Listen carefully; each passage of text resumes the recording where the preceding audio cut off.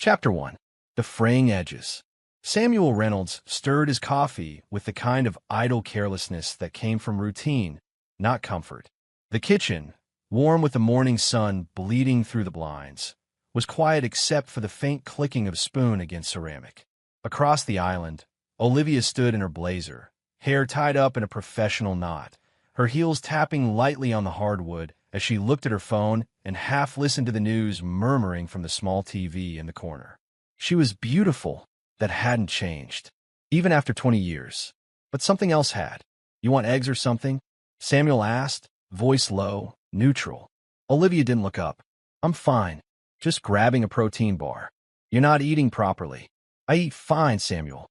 He nodded slowly and sipped the coffee, eyes trailing her as she tossed the wrapper into the trash and opened her purse. She hadn't looked at him once. Elias trudged in next, half-dressed in his hoodie and jeans, still scrolling through his phone. "Morning, kiddo," Samuel said, a little too brightly. Elias gave a grunt that passed for acknowledgement and grabbed cereal from the pantry. Olivia glanced at her watch.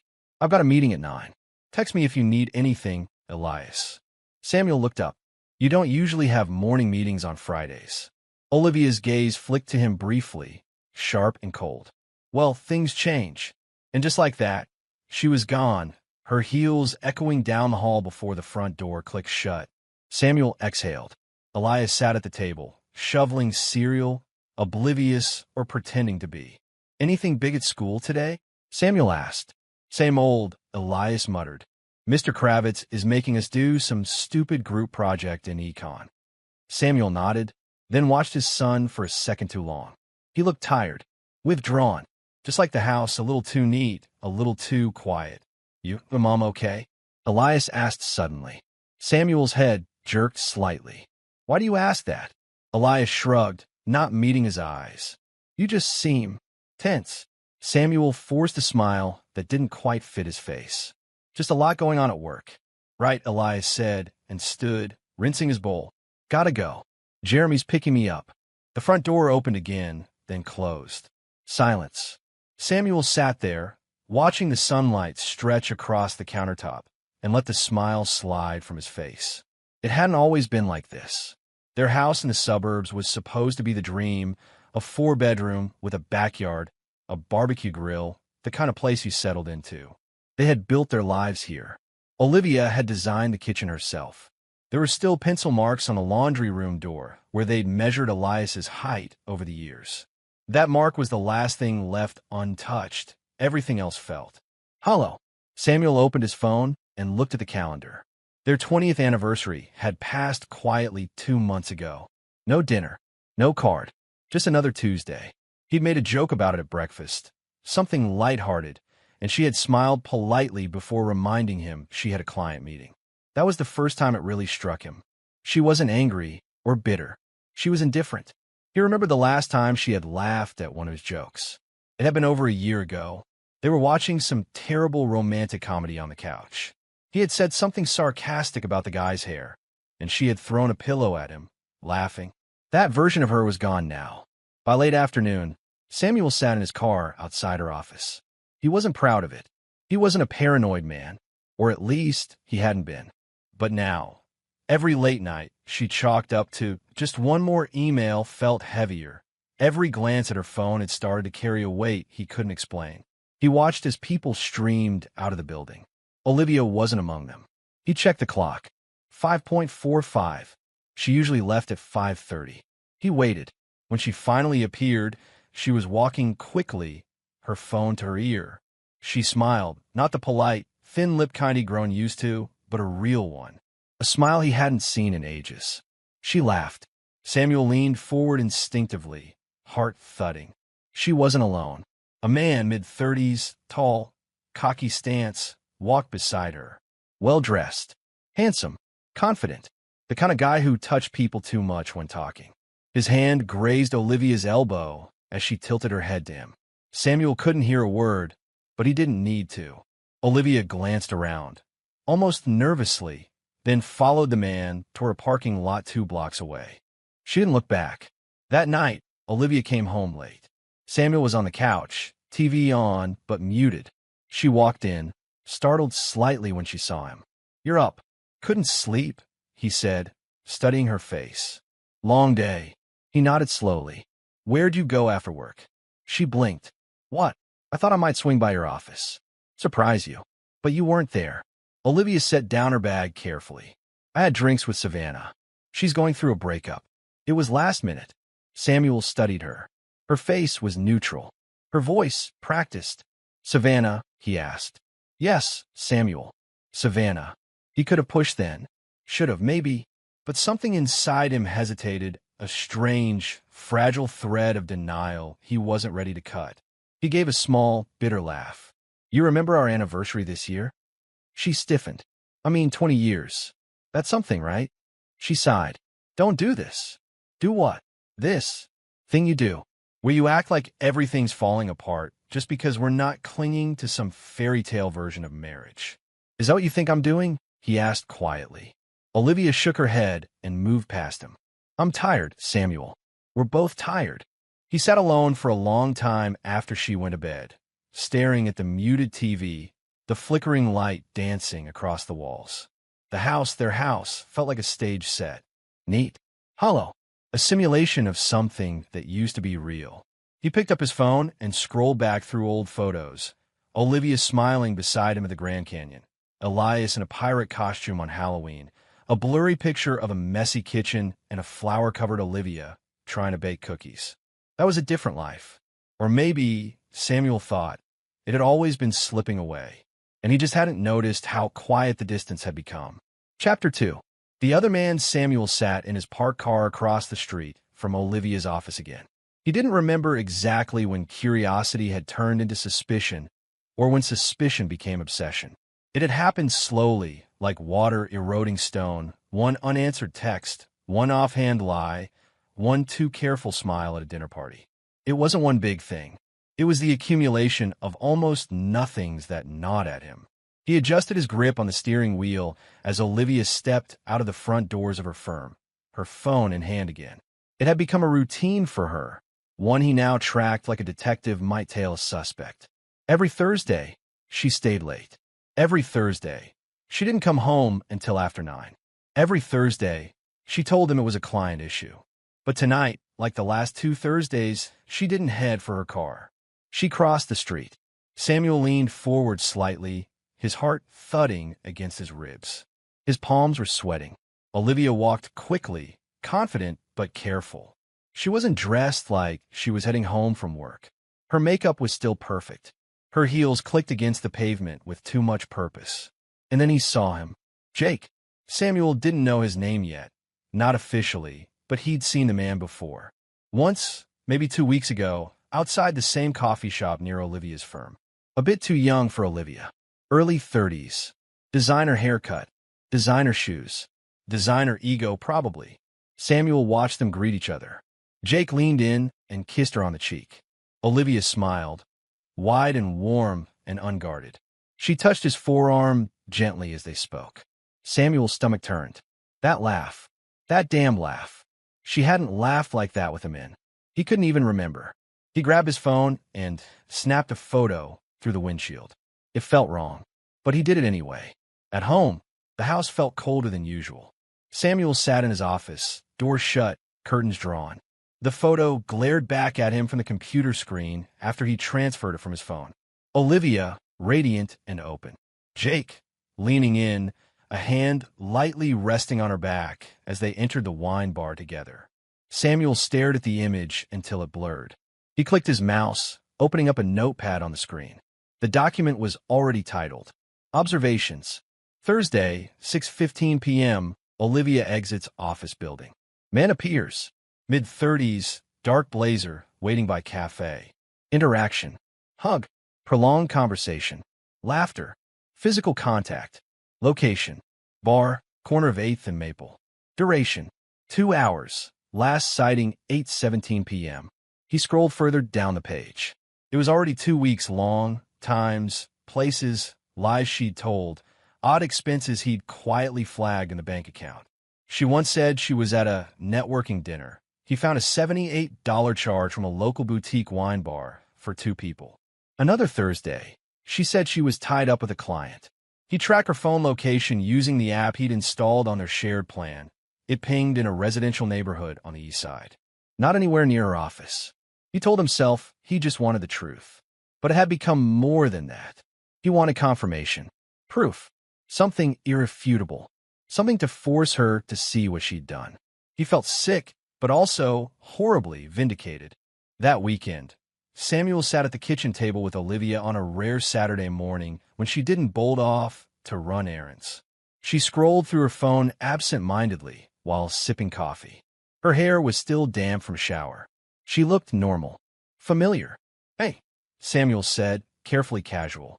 "You ever hear of a guy named Jake?" She didn't flinch. She didn't even blink. "Jake?" she repeated, still scrolling. "There are a lot of Jakes in the world, Samuel."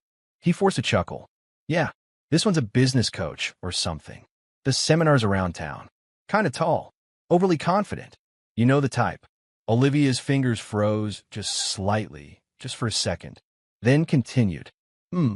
Doesn't ring a bell," she said. "You've been watching YouTube ads again?" Samuel smiled tightly. "Maybe." She stood to rinse her mug. "I'm meeting Savannah for brunch, by the way. She needs to talk about her breakup." "Savannah. Again?" Samuel nodded. "Tell her I said hi." Olivia gave him a quick, distracted kiss on the cheek and left moments later. As the door shut, Samuel's jaw clenched. Her perfume lingered behind, faint but mocking. That night, he waited until she was asleep. She had a pattern. Her phone always on silent, charging beside the bed. He carefully lifted it, walking into the bathroom and closing the door softly behind him. His hands were shaking.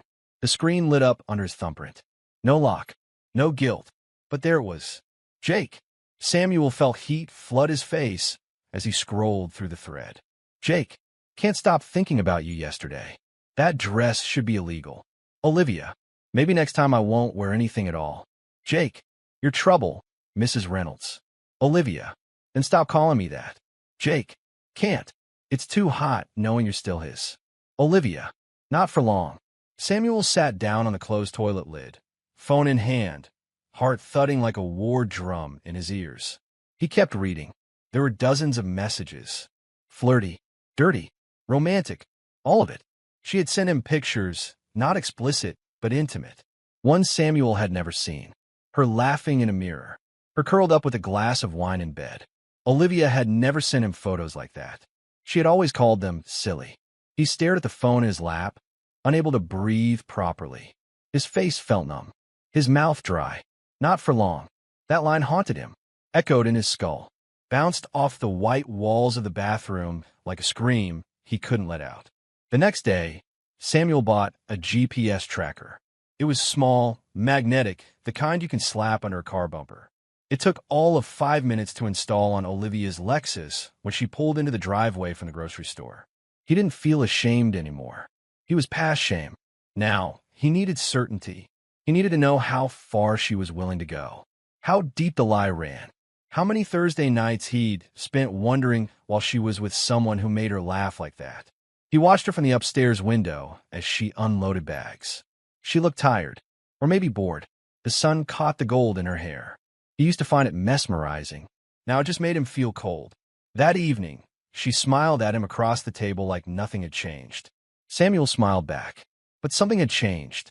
Now he knew, and it was worse than he imagined. Chapter 3. The Confrontation. It was raining. Not the romantic kind. Not the soft drizzle that lingers on windows.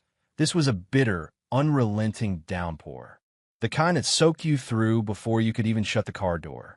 Samuel sat in his parked SUV across from the hotel, windshield wipers slapping rhythmically, doing little to help the nerves pounding through his chest.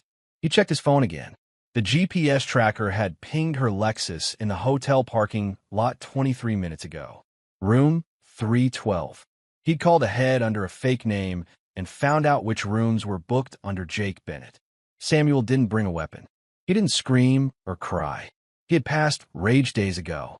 What was left now was something sharper, cold clarity. He stepped out of the car and into the downpour, his jacket clinging to him instantly. He walked to the lobby like a man rehearsing his funeral speech. Room 312. He could hear muffled laughter behind the door. A voice, a man's, low and amused. Then Olivia's, higher pitched than usual. Flirtatious. Samuel knocked once. Firm. There was a pause. He knocked again, harder. Hang on, a voice called. Not Olivia's. The door cracked open. Jake stood there shirtless, towel around his neck, face slack with confusion. And then recognition. Who the hell? Samuel's gaze didn't even flick to him. He was staring past, into the room. Olivia sat on the bed, in a black robe, wine glass in hand, frozen. He stepped forward. Jake moved instinctively to block him. Step aside, Samuel said, voice low and flat. Buddy, I don't know who you think. I'm her husband, Samuel interrupted. Silence. Jake stepped back like the word hit him in the face. Olivia stood quickly, setting the glass down. Samuel, what are you doing here? Samuel stepped inside slowly, dripping on the carpet, shutting the door behind him. Just passing through. Thought I'd check into the hotel infidelity. She blinked, stunned. You can't just show up here. I can when my wife is naked in a hotel room with another man. Olivia's composure shattered in waves. This isn't what you think. Samuel raised an eyebrow. Please, enlighten me. She opened her mouth, closed it, then turned on Jake. Can you give us a moment? Jake looked offended. Seriously? You didn't tell me you were still with him. I said give us a minute. Jake scoffed and grabbed his clothes from a nearby chair. You people are insane, he muttered as he left. Silence filled the room. Samuel stood still, his jaw clenched. Olivia paced toward the window and pulled the curtains halfway shut. Her robe gapped slightly as she moved. She pulled it tighter. Samuel, I didn't mean for this to happen. He said nothing. She kept going. It was just supposed to be something temporary. I didn't want to hurt you. You didn't want to hurt me, he said, voice finally cracking. You've been lying to me. For how long now? Olivia turned to face him, defensiveness returning. You stopped being present years ago, Samuel. You were always working, always tired. You barely looked at me anymore. Samuel stared at her like she'd slapped him. And you think that justifies screwing some smooth-talking punk in a hotel bed? She flinched. I looked the other way for months, he continued. I let you lie to me. I saw the texts. I tracked your car. I read every message, Olivia. You didn't even try to hide it. Her face crumpled. I was lonely too, he shouted, for the first time losing control. But I didn't betray you. Silence again. She lowered her voice.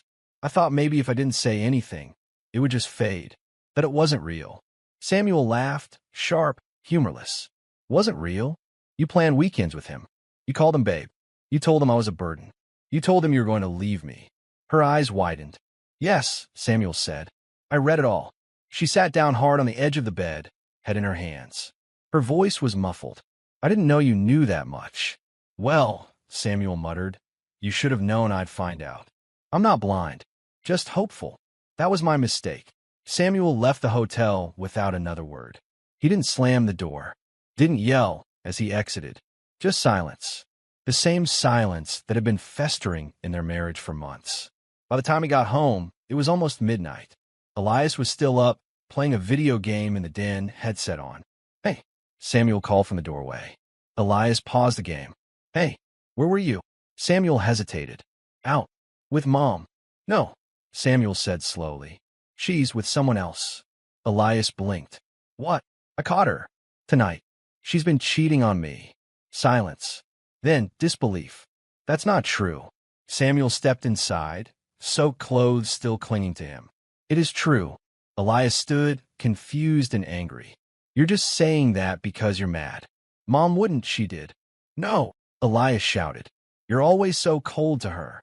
Maybe if you actually treated her like a person, she wouldn't have. Samuel's face went white. Don't finish that sentence. But Elias did. Wouldn't have needed someone else.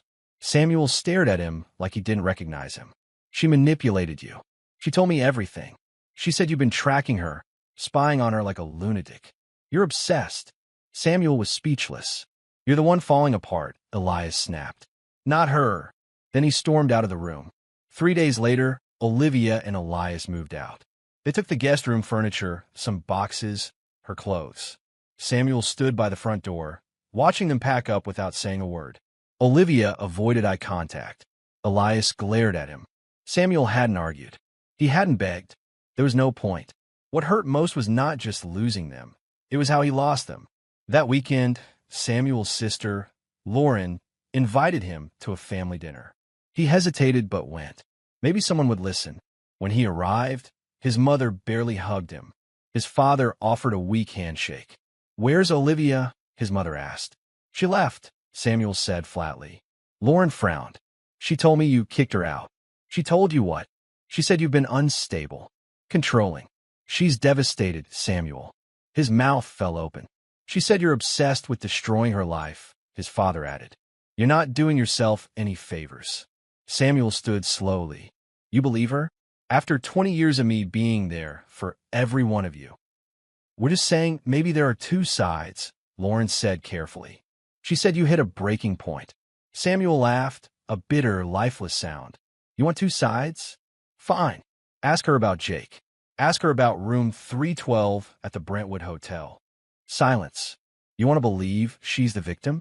Go ahead. But don't pretend you didn't choose her over me." His mother narrowed her eyes. "Don't turn this into a scene, Samuel." He shook his head. "Don't worry. I'd rather eat with strangers than sit with traitors. At least strangers don't pretend their knives are hugs." He walked out, slamming the door behind him, breath shaking. Everything was gone, but he was still standing. Chapter 4. Thanksgiving Betrayal. The invitation came by phone. Not a warm one, not an olive branch. A phone call with the emotional texture of a court summons. Samuel was sitting on his patio with a mug of coffee, the sky overcast and low like a lid pressing down on the world. He hadn't spoken to his parents since the family dinner 2 weeks ago, the one where he walked out and slammed the door. Now, here was his mother, as though nothing had happened. "Thanksgiving is at our place this year," she said curtly, as if she were inviting a business associate. "Just like always." Samuel didn't answer right away. He stared at the steam curling up from his coffee. "We're inviting Olivia and Elias too," she added after a beat. He closed his eyes. "You're inviting her? She's still Elias's mother. We're trying to be civil." "Civil," Samuel said. The word tasted like rust in his mouth. His mother's tone sharpened. "You can come, Samuel, but you need to promise you won't make one of your scenes. No drama, no bitterness. We're exhausted." He didn't raise his voice, didn't sigh, just let the silence bloom a moment longer before he answered. "Don't worry," he said, voice cool and steady. "I'd rather eat with strangers than sit with traitors. At least strangers don't pretend their knives are hugs." The silence on the other end was heavier than anger. It was judgment, disapproval, as if he had just broken something sacred. Then came the click of disconnection. Samuel didn't go. On Thanksgiving Day, he stayed home in his quiet house. He made himself a small dinner.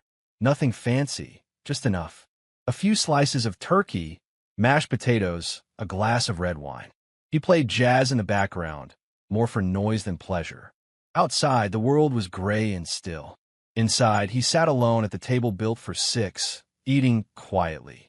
There were no family toasts, no laughter, no warmth. Just the dull ache of understanding. They chose her. His parents, his sister, even Elias, twisted around her words like a knot pulled too tight. He imagined the scene across town. Olivia arriving with her confident, chin-up stride, dressed perfectly, eyes tear-bright, just enough to look fragile. His mother greeting her like a daughter-in-law again, not the woman who shattered her son's marriage. Maybe she brought her special cranberry sauce. Maybe she sat in his chair. He didn't cry. Not that day. But something deeper happened. Something subtle. Something final. A small, quiet fracture in the center of his chest, one he no longer tried to tape shut. Later that evening, he got a photo in the family group chat.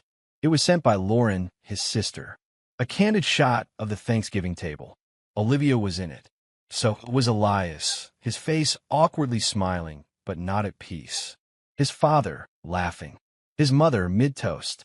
Olivia sat beside his father, her hand on Elias's shoulder, her plate full, her eyes glinting. No one in the picture looked like they had a missing piece. No one looked like someone had been left out. Samuel stared at the image for a long, long time. His thumb hovered over the Leave Group button. Then he simply locked the screen. He didn't need to remove himself. They had already done that. The next day, he ran into his neighbor, Mrs. Wilkes, a kindly woman in her late 60s who always kept tabs on the block like it was her sacred duty. She was walking her dog and stopped at the edge of his driveway. "Didn't see you out yesterday, Samuel. Thought maybe you went out of town." "No," he said, "just stayed in." She gave him a small, kind smile. "Holidays are strange after a split, aren't they?" He nodded. "Stranger than I expected. I heard from Carol next door that Olivia was at your parents' dinner." He smiled faintly. "Small world." Mrs. Wilkes tilted her head. "People like to talk, you know, especially when they don't know the whole story. I'm used to that." She hesitated. Then her voice softened. "You didn't deserve that, Samuel." He looked up at her, surprised. "I knew something was wrong months ago," she continued. "The way she came and went. The late nights. The look in your eyes." Samuel exhaled slowly, then offered a dry smile. "That obvious, huh? To someone who's been married 50 years? Yeah." She gave his shoulder a brief, grandmotherly squeeze. "You're not the villain. Don't let them convince you otherwise." And then she walked on, dog trotting beside her. That conversation stuck with him longer than it should have, because it was the first time in weeks someone had looked at him and seen him, not the unstable, bitter ex-husband Olivia painted in her stories. 2 days later, Olivia sent him a message. "Olivia, Thanksgiving was hard without you. I just thought you should know that." Samuel read it 3 times. He didn't respond. 15 minutes later, "Olivia, you don't have to shut me out. You're still Elias's father. We can at least be civil." He still didn't reply. An hour after that, "Olivia, fine. Be cold." I tried. Samuel deleted the thread. It wasn't about coldness. It was about clarity. That Sunday, Elias came by to grab some old boxes of clothes. He didn't say much, just a muttered "hey" and a nod. Samuel helped him carry the boxes out to the car in silence. As Elias shut the trunk, he finally spoke. "You could have come, you know." Samuel leaned on the frame of the garage door. "To what? Sit across from the woman who lied to me for months? Listen to my parents pretend nothing happened?" "She's still my mom," Elias said stiffly. "I never said she wasn't. You just made it impossible for any of us to move on." Samuel folded his arms. "I didn't burn this bridge, Elias. But I'm sure as hell not pretending to walk across it like it's fine." Elias looked like he wanted to argue. Then he didn't. He got in the car and drove off without saying goodbye. Samuel watched him go, then went back inside. The walls didn't feel like home anymore, but they were honest. And that was more than he could say for the company he'd lost. Olivia thought she'd won. The texts, the smile in the group photo, the way she played gracious guest in the family he had once called his own. But the truth was simpler. She hadn't won. She had just stayed where she was comfortable, surrounded by people who found it easier to believe a lie wrapped in a prettier bow than the Messier truth that came with loving someone broken by betrayal. And for Samuel, that was the deepest cut of all, because being betrayed by a wife was devastating. But being replaced by his own blood, that was soul deep. Chapter 5. 2 days later. Nuclear move. Samuel sat alone in his study, the dim glow of his desk lamp casting elongated shadows across the room. The silence was deafening, broken only by the occasional creak of the old wooden floorboards. He stared at the manila folder in front of him, its contents a collection of photographs, emails, and text messages, irrefutable evidence of Olivia's affair with Jake. He had spent the past 2 days meticulously gathering every piece of information, every shred of proof. The betrayal had cut deep, but now, the pain had transformed into a cold, calculated resolve. He picked up his phone and began typing an email. The recipient, Olivia's employer, a prestigious law firm known for its strict code of conduct. Subject: confidential information regarding employee conduct. Dear Alexander, I am writing to bring to your attention certain actions by Olivia White that may be in violation of your company's ethical standards. Attached are documents and photographs that detail her involvement in an extramarital affair with Jake Harris, a known associate attempting to secure a partnership with your firm. I believe it is imperative for your organization to be aware of these actions, as they may reflect on the firm's reputation.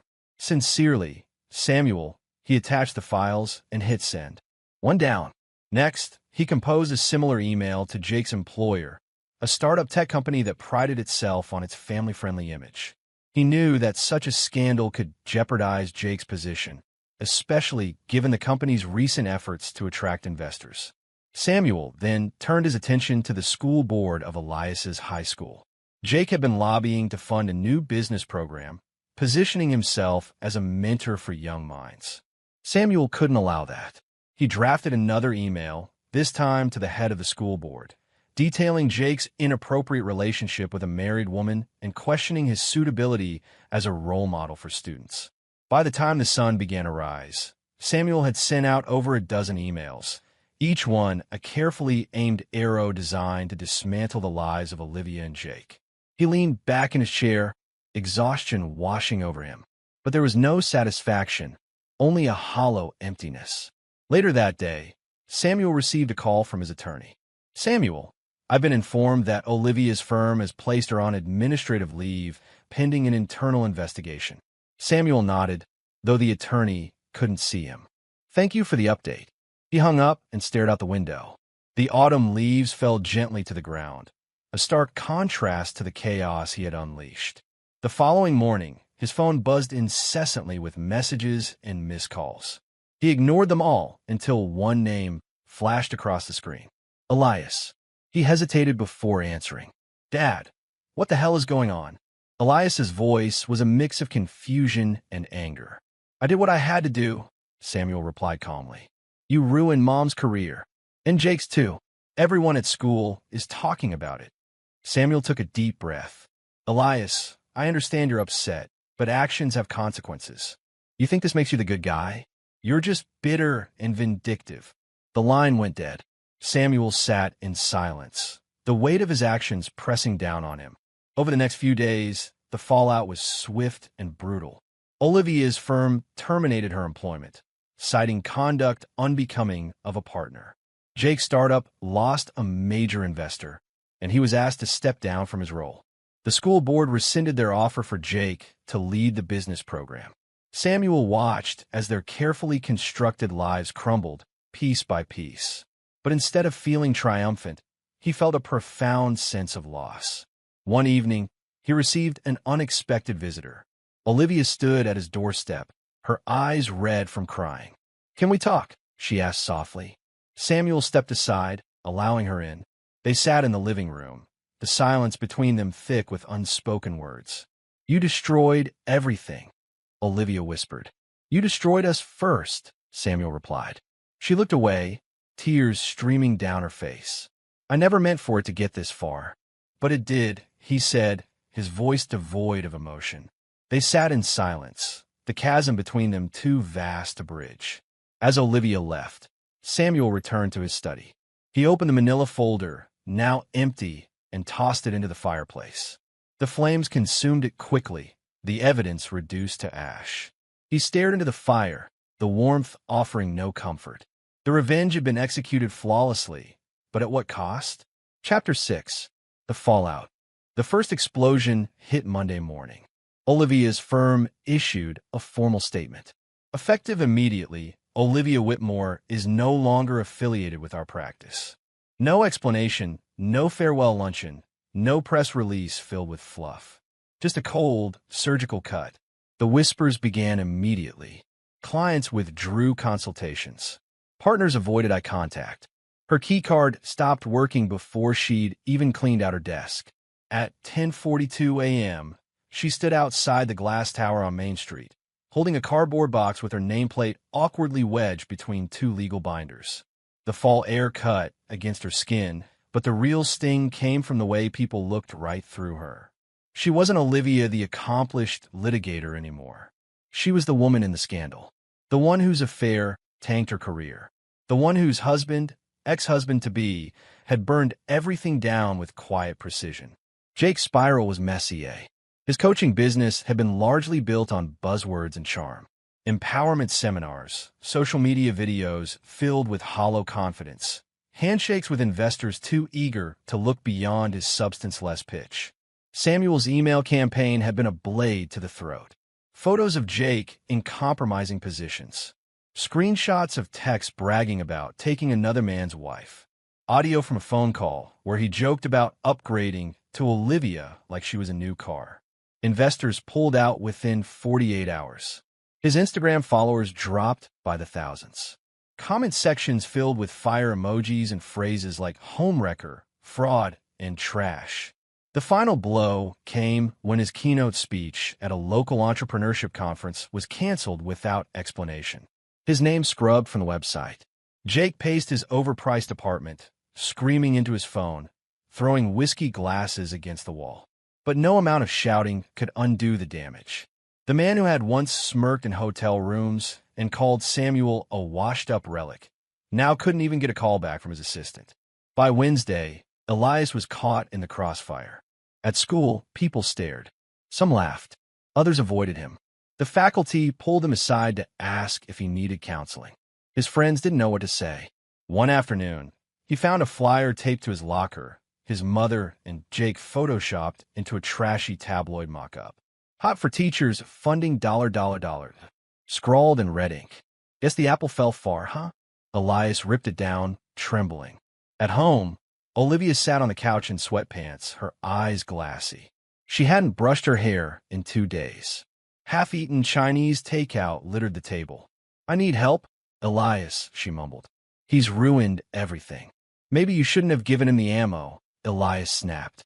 She looked at him, stunned. Then quietly, please. I can't even breathe right now. Elias hesitated, then picked up the phone. He dialed Samuel. Samuel answered on the third ring. Hello. Dad, Elias's voice cracked. Can you please just stop? Please. Samuel sat at his desk, a cup of tea cooling beside a notepad filled with legal to-dos. He closed his eyes, jaw tightening. She's not eating. She barely talks. And people at school. Elias trailed off, struggling. This is too much.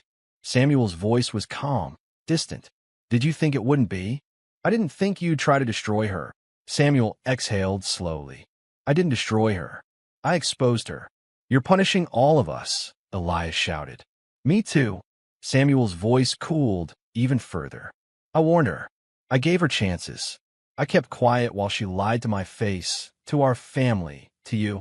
And then he paused, the edge showing now. You chose her side. There was silence on the line, then a soft sniffle. I didn't know, Dad. Samuel's expression didn't change. Now you do. The line went dead again. Later that night, Olivia called. He debated letting it go to voicemail, but something in him wanted to hear her voice now, not the polished, deflective voice she'd used in the weeks before, but this voice. The stripped, desperate one. Samuel, she said. Her tone was trembling, barely held together. Please help me. Help you, he asked. You mean the way you helped me, when you were lying in another man's bed? She choked on a sob. I'm sorry. I swear I'm sorry. I don't even know why I did it. I felt invisible. His reply was cold steel. You told me to keep my mouth shut at Thanksgiving. His tone dropped low, deliberate. This is what silence sounds like. There was a pause on the line, then a muffled wail, followed by the call disconnecting. He stared at the screen. No satisfaction, just a sharp clarity that didn't burn, it froze. In the days that followed, the damage became irreversible. Olivia's name was blacklisted in local legal circles. Her former colleagues wanted no association. Jake's face was meme fodder online. His bank account bled out faster than his ego could rebuild. Neither of them left the house much. Elias stayed with friends. When he came home, he barely spoke. His face carried the wear of someone much older. Samuel, meanwhile, didn't gloat. He didn't send follow-up emails. He didn't post anything online. He didn't even tell his few remaining friends what he'd done. He simply went about his day. Waking early, making coffee, going to work. He walked the dog, organized papers, donated old clothes. But the house felt quieter, less like an echo chamber of pain, more like something empty but peaceful. He stood by the window one morning, watching the birds land on the frosted grass. He thought about the voice on the other end of the phone, sobbing and broken. He thought about his son, caught in the middle. He didn't feel triumphant. He felt done. The world Olivia and Jake had built on secrets and smug grins had collapsed in on itself. The fallout wasn't just professional. It was social, emotional, public. Olivia had once walked into rooms like she owned the oxygen. Now she couldn't meet a stranger's eyes without flinching. Jake, once dripping with false confidence, now spoke only in apologies and avoidance. And Samuel? He simply watched from the outside, not as a man broken, but as a man who had finally been heard. Chapter 7. Rise of Samuel. The morning sun filtered through the blinds, casting a warm glow across Samuel's modest kitchen. He stood by the counter, sipping his coffee, the aroma mingling with the scent of fresh toast. The silence was no longer oppressive. It was peaceful. After the tumultuous events of the past months, Samuel had begun to rebuild. He started therapy, attending weekly sessions that slowly unraveled the knots of betrayal and pain. His therapist, Dr. Lang, was a calm presence, guiding him through the labyrinth of his emotions. One afternoon, after a particularly intense session, Samuel decided to stop by a local bookstore. As he browsed the shelves, a voice interrupted his thoughts. Looking for anything in particular? A woman asked. He turned to see a woman with kind eyes and a gentle smile. Just browsing, he replied. She extended her hand. I'm Avery. I own this place. Samuel, he said, shaking her hand. They chatted for a while, discussing books and life.